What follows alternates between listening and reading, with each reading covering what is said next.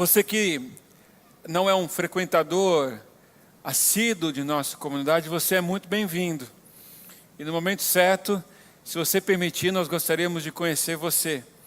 E eu digo isso porque nós temos trabalhado nas últimas semanas uma série de mensagens que tratam acerca dos salmos, os salmos de romagem. É um grupo de salmos, uma compilação de salmos que vai do Salmo 120 até o Salmo 135, que contam a história do povo de Israel quando eles estavam subindo os degraus do templo de Jerusalém para celebrar e para cultuar ao Senhor. E nessa passagem e nessa sequência de salmos, a história vai sendo contada sobre como, sem a presença de Deus, esse povo não teria alcançado ou vivido aquilo que alcançou e aquilo que viveu. E esses salmos, eles são como que cartas da alma, que rasgam o coração, que anunciam e revelam aquilo que está no interior, expressando ao Senhor a sua história, mas reconhecendo em todo o tempo a história de Deus que é manifesta, que é revelada na vida daquele povo. E hoje esses salmos, eles se tornam cartas para as nossas vidas e podem se tornar cartas das nossas almas também. Porque de fato não são salmos para o passado, não são para a história ou para um povo específico, são para a minha e para a sua vida. E hoje nós vamos conversar um pouco sobre o Salmo de número 131. E você pode abrir sua Bíblia nesse Salmo e manter esse Salmo aberto, que daqui a pouco nós vamos fazer a sua leitura na íntegra. É um Salmo de apenas 3 versículos. Mas ele tem um conteúdo preciosíssimo para alcançar a minha e para alcançar a sua vida. Por que ele tem esse conteúdo tão precioso? Porque nós vivemos em dias muito agitados. Nós vivemos em dias extremamente onde incertezas, onde inseguranças, onde o movimento na vida das pessoas é algo que traz essa sensação de que alguma coisa está muito vulnerável. A vida hoje é muito frágil.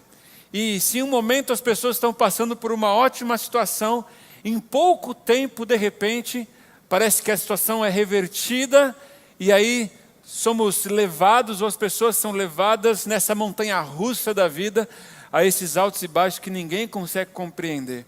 Há uma sensação, não sei se você concorda comigo, mas há uma sensação de grande instabilidade. E cada vez mais as pessoas vão se posicionando diante dessas instabilidades ou inseguranças, porque se é uma coisa que o ser humano tem necessidade, é de encontrar um lugar seguro e um lugar para ser amado. E nós vivemos em busca disso. E há uma mentalidade no nosso tempo, no meio desse ambiente totalmente inseguro, e quando eu falo inseguro ou instável, eu estou falando em todas as esferas da vida e da sociedade. É uma situação local aqui da nossa cidade, mas é uma situação global, que afeta todo mundo, todos os povos, todos aqueles que vivem, que respiram, que andam por aí, que estão vivendo. Isso é muito interessante porque quando nós pensamos nessa questão da instabilidade ou da insegurança, nós geralmente focamos em uma área. E o que nós queremos, o que nós buscamos fazer, ou o que nos é ensinado a fazer, é que nós tenhamos o controle de tudo. Para que eu me sinta seguro, eu preciso ter o controle. E para que eu tenha o controle e me sinta seguro, eu preciso ser alguém que esteja acima da média, ou acima, não da média, mas acima do outro.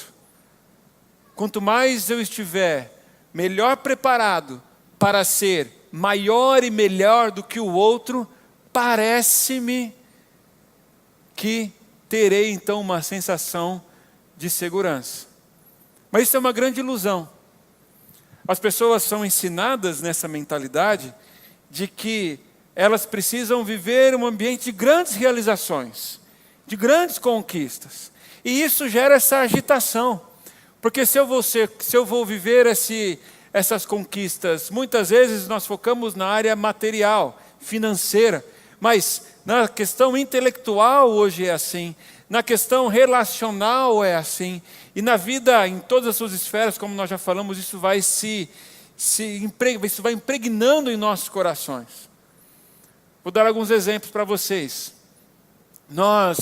Vocês que têm filhos, os seus filhos chegam da escola daquela semana de prova, os filhos pequenos, aquela fase assim que eles estão sendo treinados para fazer os testes, não é? E quando nós sabemos, minha filha tem 8 anos e já está fazendo provas, e quando nós sabemos que chega o período de provas, e vem aquela folha com aquele calendário, com todos aqueles tópicos das matérias, eu já fico indignado com o professor. Como é que vai dar uma prova para minha filha com esse conteúdo todo? Tem 5 páginas para ela estudar, onde já se viu um negócio desse? O pessoal fez o Enem hoje, né?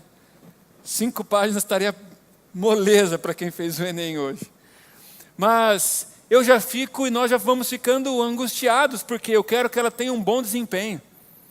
E para ter um bom desempenho, se a prova é na quarta-feira, na sexta-feira anterior a gente já começa a se preocupar e mapear a rotina das nossas crianças para que eles possam estudar e chegar tranquilos, calmos, serenos, para poder executar a sua prova. E aí de repente eles chegam da prova, ou passa-se um dia, eles fizeram a prova, a gente já pergunta como é que foi, a gente não fala nem, oi filho, tudo bem, como é que foi a escola? Não, como é que foi a prova? E logo na sequência, não, foi tudo bem, foi legal, de boa, tranquilo. E aí quando chega 2 dias depois que a prova vem o resultado, nossos filhos eles chegam e eles apresentam, olha, meu caso particular, minha filha é muito inteligente, né? Então ela chega e fala assim, pai, tirei 9,6. Eu falo assim, nossa, mas minha mente já vem para uma outra pergunta.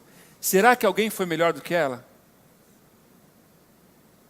A minha preocupação não é que ela simplesmente tenha excelência nos estudos, mas é que ela seja melhor que os seus coleguinhas de turma. E nós vamos ensinando isso para os nossos filhos. Não apenas que eles têm que ser bons, mas eles têm que ser melhor do que os outros. E nessas coisas tão sutis, princípios vão sendo inseridos na sua mente, vão sendo inseridos no seu coração, de que conquistar, de que realizar grandes coisas, significa você se destacar a ponto de você ter vantagem sobre o outro. A ponto de você ir além daquilo que o outro já foi. Nós estamos falando de crianças, não é? As crianças são inocentes, as crianças são ingênuas, vão recebendo e vão aprendendo isso tudo. Mas logo depois nós chegamos no nosso ambiente de trabalho e nós lidamos com essa questão da concorrência, onde não adianta só eu fazer um trabalho excelente, primoroso. Eu tenho e eu torço para ver que o meu concorrente não tem um desempenho a ponto dele gerar algum tipo de ameaça para mim.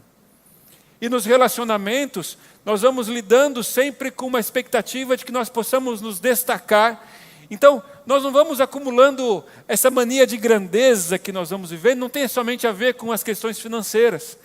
Tem a ver com ser o melhor nos relacionamentos, tem a ver com ser o melhor nas realizações intelectuais, tem a ver com ser o melhor em diversas áreas da vida, como se isso, pelo meu desempenho, pela minha grandeza, pelas minhas conquistas, pelas minhas realizações, eu pudesse garantir algum tipo de satisfação na minha vida. Agora, o que nós vemos, na verdade, é que a maioria das pessoas, quanto mais conquistam, mais insatisfeitas são com as suas conquistas. Porque de certo momento, quando eu alcanço algo que eu ainda não tinha, eu olho para frente e eu vejo montanhas ainda maiores a serem escaladas.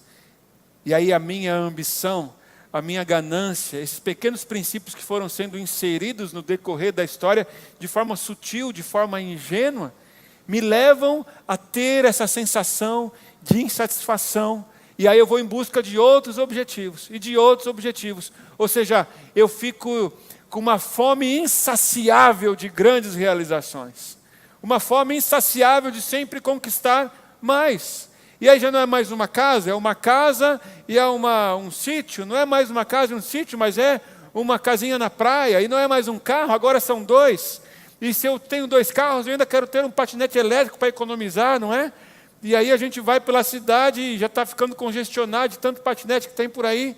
E nós vamos, aí não entramos mais somente nessa questão física, material, mas a minha saúde agora precisa ser valorizada. E a questão não é só ter uma boa saúde, por isso ter atividade física, mas é ter o melhor corpo, é ter o melhor desempenho, é ter o melhor destaque. E aí vamos sendo levados nessa agitação, dessa mentalidade que tenta nos dominar, para quê?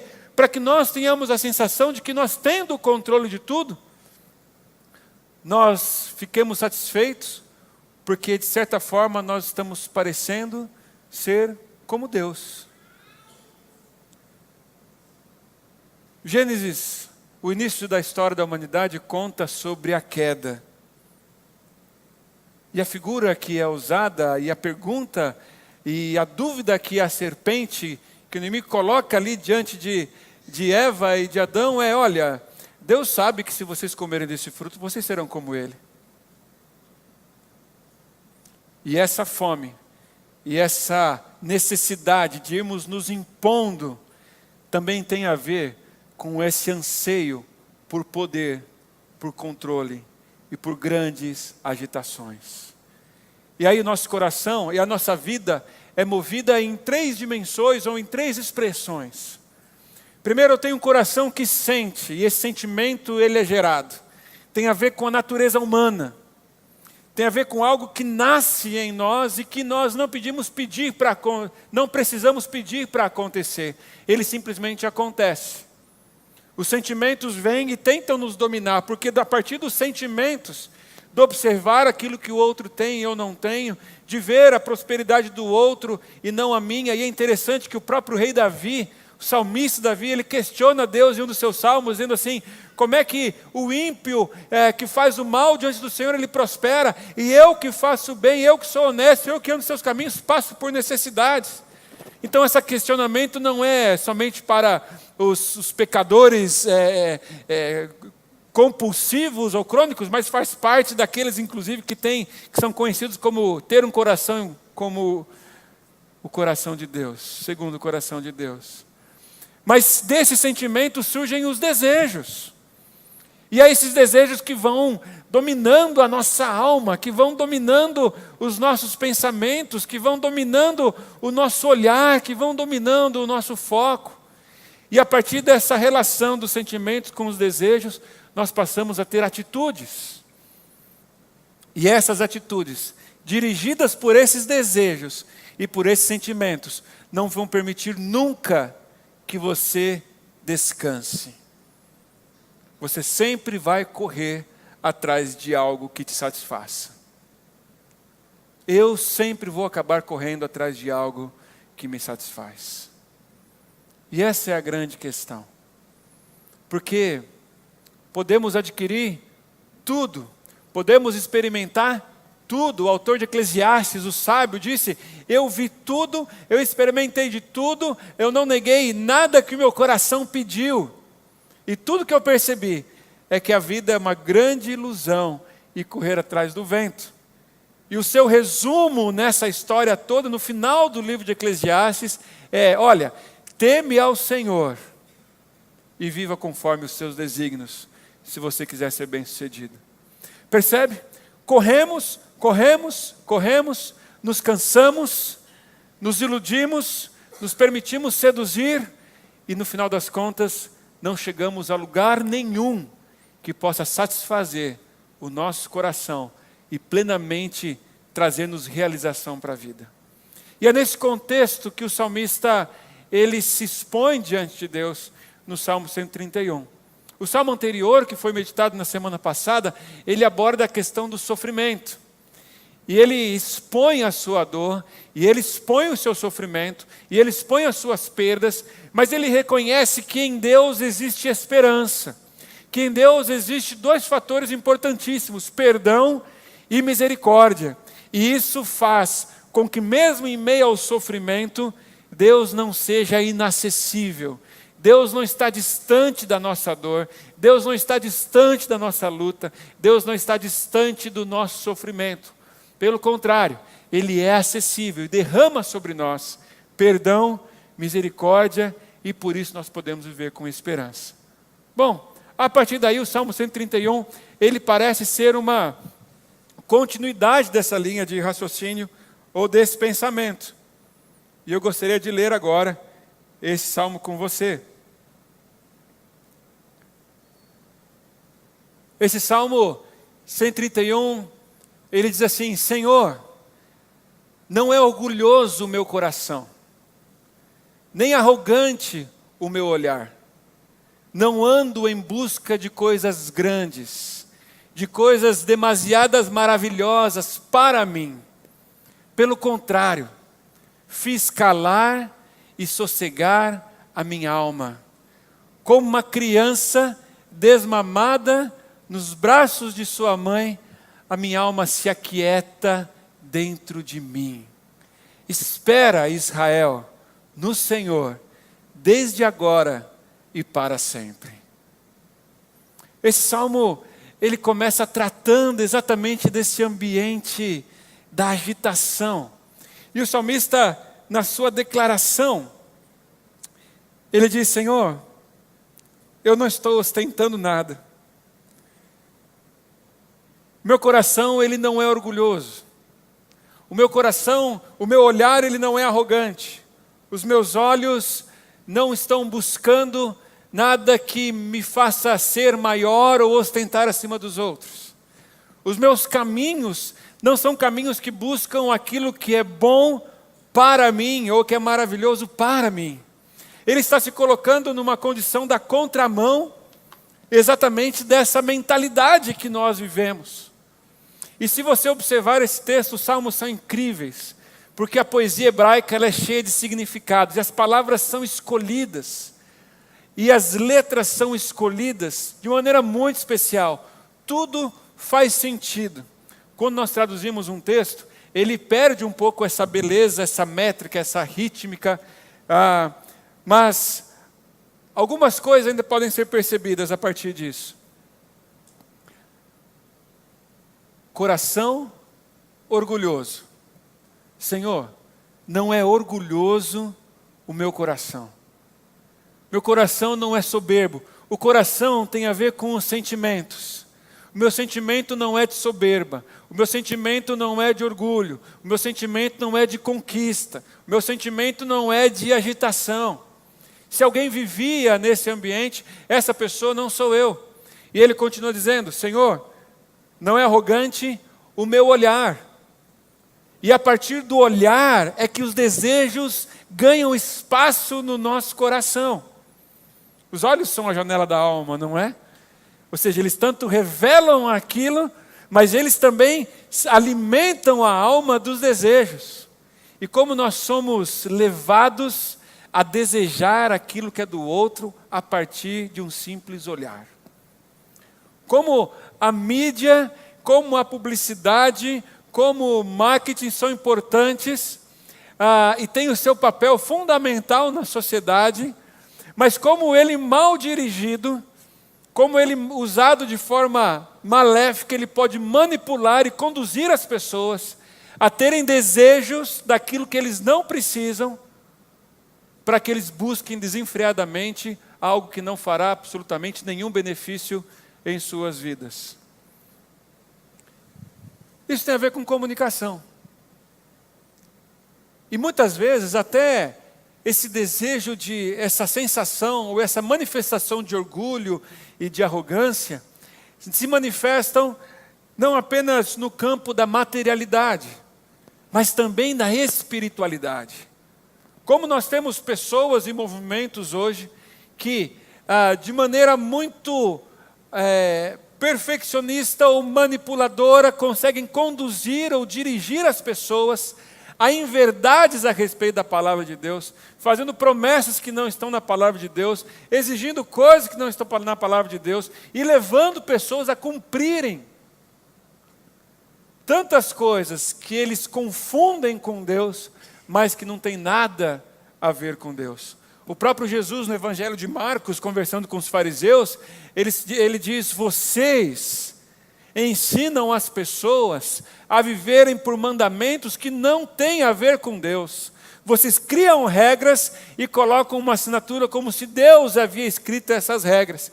E aquilo que de fato Deus pediu para fazer, vocês encontram um argumento para vocês não fazerem, baseado naquilo que vocês, na maneira como vocês manipulam as próprias Escrituras e a palavra de Deus. Veja que um coração orgulhoso e um olhar arrogante, um coração que sente, um olhar que desperta o desejo, leva a uma caminhada que representa a atitude atrás daquilo que nossa alma é alimentada. O salmista fala sobre esses três princípios. O sentimento, ele fala sobre o desejo e ele fala sobre a atitude. O meu coração não é orgulhoso, o meu olhar não é arrogante, e eu não ando à procura de coisas grandes, nem de coisas maravilhosas para mim. E uma coisa que se destaca nesse verso ainda, é o para mim. Porque nessa agitação em que nós vivemos, tudo é voltado para mim. Para a minha satisfação, para a minha vontade, para o meu descanso, para os meus objetivos, para aquilo que eu quero, para aquilo que eu desejo, para aquilo que eu sinto. E aí as pessoas com quem nós convivemos se tornam ou obstáculos ou instrumentos para que aquilo que eu quero aconteça. Nesse mundo agitado, nessa mentalidade mundana, que despreza o conhecimento de Deus, e por isso as pessoas são jogadas nos seus próprios raciocínios, como Romanos capítulo 1 nos diz, o outro é apenas uma peça no tabuleiro, que ou eu preciso derrubar, ou eu posso sacrificar para que o meu objetivo seja alcançado. Quando somos dominados por essa mentalidade de soberba, de arrogância, de conquista, de acumular, de ir além e de ter tudo para mim, o outro se torna uma peça. E talvez você já tenha sido alvo de alguém que tentou te manipular. Talvez você tenha feridas à sua alma porque pessoas trataram você dessa maneira. E talvez você tenha tido experiências aonde você chegou a tratar pessoas assim. O fato é que o salmista, percebendo essa mentalidade, percebendo esse ambiente, ele diz: Senhor, o meu coração, ele não é orgulhoso, nem arrogante ao meu olhar. Eu nem ando à procura de coisas grandes, de coisas que são grandes demais, maravilhosas demais para mim. Mas ele vira então, a partir dessa consciência, ele vira o discurso para uma outra manifestação. E aqui talvez se aponte o caminho para mim e para você, aonde nós podemos trilhar, se nós queremos compreender como é que nós lidamos com um mundo tão agitado, que acaba agitando inclusive a nossa alma. Veja o que ele diz: pelo contrário, fiz calar e sossegar a minha alma. Como criança desmamada se aquieta nos braços de sua mãe, assim é a minha alma dentro de mim. E aqui o salmista, ele usa uma linguagem e uma figura incrível. Ele diz: pelo contrário, ou seja, eu não agi dessa forma, eu não agi de acordo com essa agitação, eu não correspondi com esses anseios, eu não correspondi com essa forma de manipulação, eu não agi de acordo com essa movimentação. Eu fiz calar. E se você observar a expressão verbal que é utilizada, é primeira pessoa do singular. Eu fiz calar. É o salmista dizendo que ele precisou dar um jeito e organizar a sua vida. Não é mais as coisas que estão para mim, mas agora dentro em mim ele percebe que algo precisava mudar. Dentro de si ele sabia as coisas não estão bem, essa agitação não vai me levar para lugar nenhum. Fiz calar e sossegar a minha alma. É uma circunstância que é contra a natureza humana. E por isso mesmo, ela precisa ser uma decisão disciplinada e intencional. Eu fiz calar e sossegar a minha alma. Mas qual é o recurso que ele encontra para isso? Qual é o movimento que ele encontra para isso? Porque talvez esse seja um desejo que você tenha. Você vive agitado, você vive angustiado, você vive ansioso, você vive atrás da próxima conquista, ou você vive correndo atrás da próxima pressão, e você fala, eu preciso dar um jeito nisso, mas você não sabe como fazer. E a expressão seguinte deixa muito claro aonde ele chegou para que tudo isso fosse possível. Diz, como criança desmamada, se aquieta nos braços de sua mãe. Você consegue imaginar essa cena? Você consegue se lembrar, mulher, dessa cena? Talvez você ainda esteja vivendo isso, mas uma das cenas mais belas e mais interessantes e mais profundas da intimidade entre mãe e filho é o momento da amamentação. A criança recém-nascida, apesar dela estar fora já do ventre de sua mãe, ela ainda não compreende que não são seres separados. Para ela, eles são a mesma coisa. E quando ela amamenta, quando ela está sendo amamentada, é uma ebulição de prazer, de satisfação, de plenitude, de realização. Tanto que depois que os bebês mamam, os irmãos se lembram das suas experiências ou já viram cenas disso, eles ficam meio que todos zen, apagados, eles ficam totalmente inertes. Você movimenta eles para um lado, para o outro, eles ficam totalmente como se estivessem assim.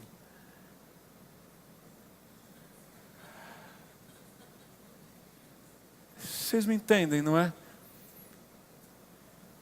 Muito melhor que procedimentos químicos, não é? Para alcançar esse estado. E a questão é que esse estado é alcançado pós-amamentação, não para fugir de uma realidade, mas para vivenciar uma realidade. Aquele bebezinho, indefeso, frágil, que está começando a sua vida, ele encontra plenitude de segurança, de confiança, de satisfação. Se ele está chorando, ele para de chorar. Se ele está com medo, ali ele encontra segurança. Se ele está angustiado, ali ele se acalma. Se ele está aflito, ali ele é consolado. Porque não é apenas uma questão de amamentação, mas é um afago, é um carinho, é um abraço, é um calor, é uma vida que transfere para outra vida, trazendo essa paz. E é exatamente isso que Deus pode proporcionar para mim e para a sua vida. E quando o salmista diz assim, o meu coração, a minha alma se aquieta dentro em mim, e como uma criança desmamada nos braços de sua mãe, assim a minha alma dentro de mim, ele está dizendo, Senhor, na sua presença eu posso descansar. Senhor, na sua intimidade eu posso viver, e no meio da agitação do mundo eu encontro um lugar seguro. Senhor, no meio da ansiedade da vida, no meio da aflição, no meio do caos em que nós estamos vivendo, em Ti eu encontro um abrigo que ninguém pode roubar a minha paz. Porque o Senhor me alimenta, porque o Senhor me nutre, porque o Senhor transfere para mim vida, porque o Senhor transborda em mim segurança, afago, proteção, e em Ti eu posso confiar plenamente. A questão é que, de acordo com essa mentalidade, a única pessoa em quem você pode confiar é em si mesmo. A mentalidade do nosso tempo não permite que você confie nem na sua esposa ou no seu esposo, nem no seu pai, nem na sua mãe, nem nos seus irmãos. Mas que você tem que viver por conta própria e se garantir, e é nesse cansaço que nós vamos vivendo que nós desfalecemos. E tantos decidem romper com a própria vida por conta dessa fadiga que é insaciável e que é incontrolável. Mas o salmista, ele se apresenta diante de Deus e fala, a minha alma se aquietou. Eu fiz calar a minha alma. É um exercício intencional, é um movimento difícil, é um movimento que precisa de disciplina, é um movimento que vai aumentando e vai se intensificando, mas ao mesmo tempo ele vai se tornando a sua própria vida, ao ponto de você se encontrar como essa criança posicionada nos braços da mãe, que descansa plenamente, porque ela tem em quem confiar. Nem o pai resolve. Nem o pai resolve. Mas quando a mãe acalenta e traz para o peito, aí o mundo se torna todo colorido. O mundo se torna uma música calma e tranquila. E nessa unidade de mãe e filho, tudo se resolve. Nessa intimidade plena.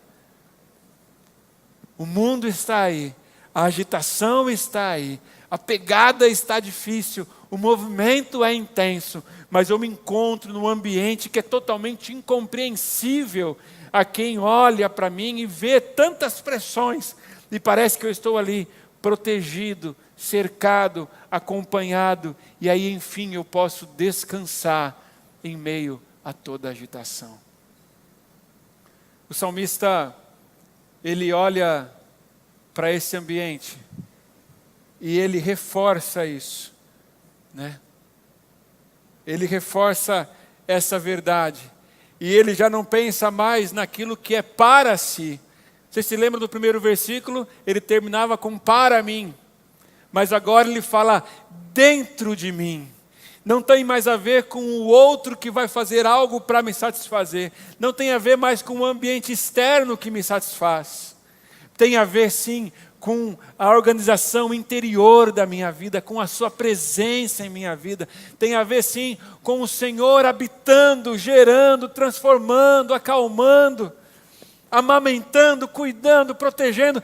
Dentro de mim as coisas passam a ser diferentes, porque a presença de Deus transborda em cuidado, transborda em zelo, transborda em amor, transborda porque o próprio Deus zela por mim e zela por você.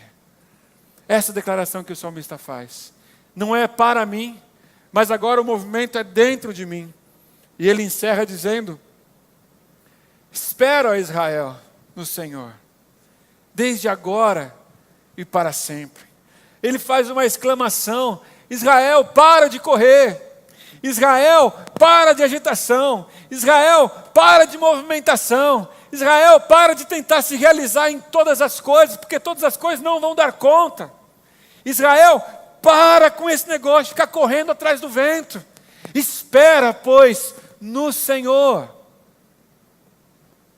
E não apenas por um momento, que é o que nós costumamos fazer, mas desde agora e para todo o sempre. Israel, espera no Senhor.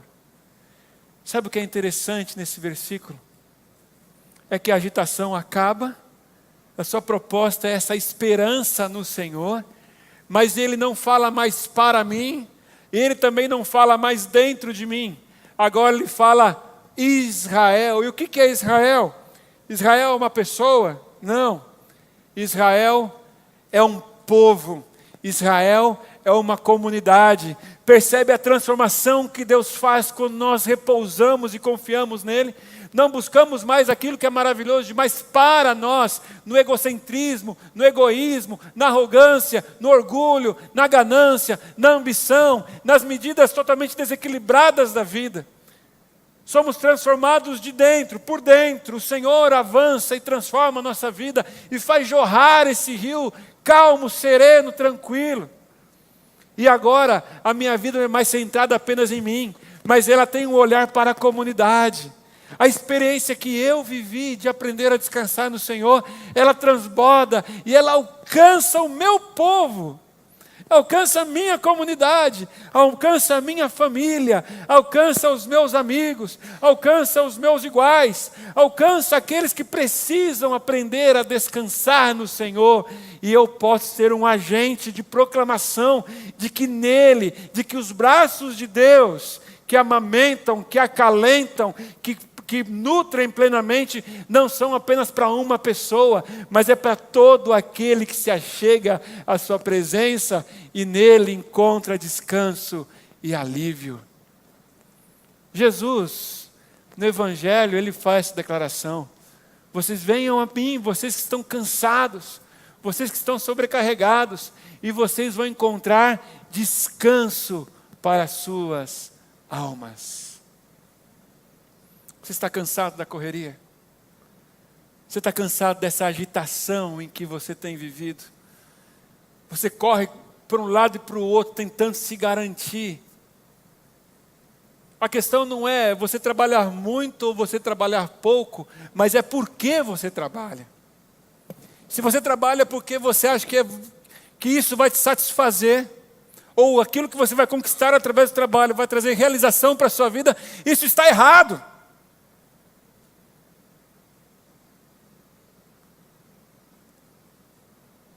Mas seu trabalho se torna uma manifestação da graça de Deus. Porque você é realizado no Senhor. Você trabalha, você vive, você luta, você persevera. Porque a sua alma está acalentada, está aquietada, está alimentada, está nutrida. E você fica igual aquele bebezinho que acabou de ser amamentado. Vai de um lado para o outro. Satisfeito naquele que o amamentou. Jesus, ele chega em Mateus, no capítulo 21, no versículo 16, porque essa é uma palavra de um salmista. E o profeta Isaías também havia falado sobre isso.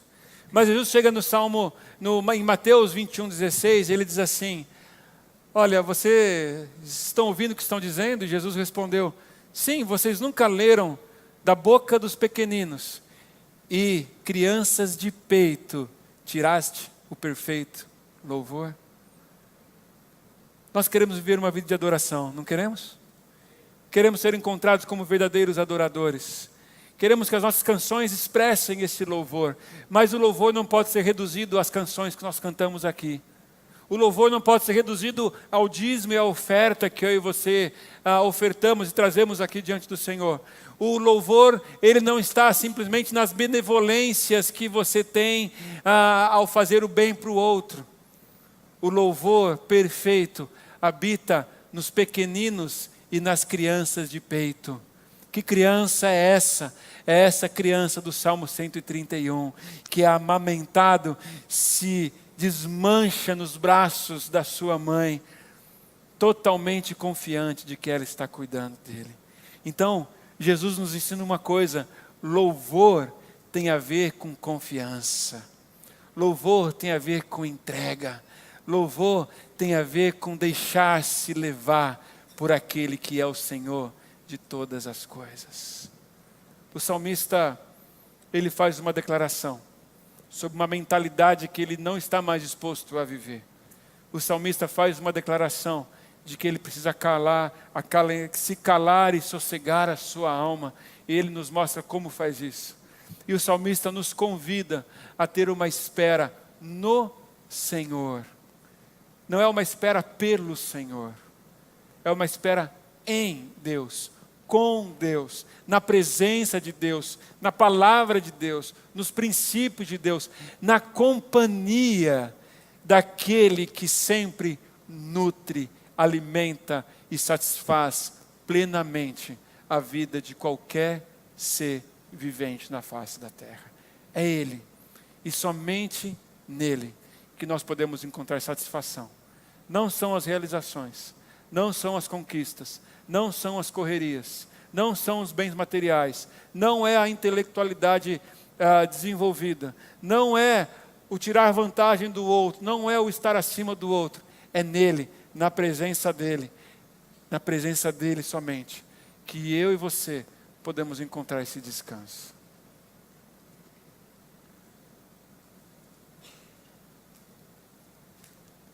Você está cansado?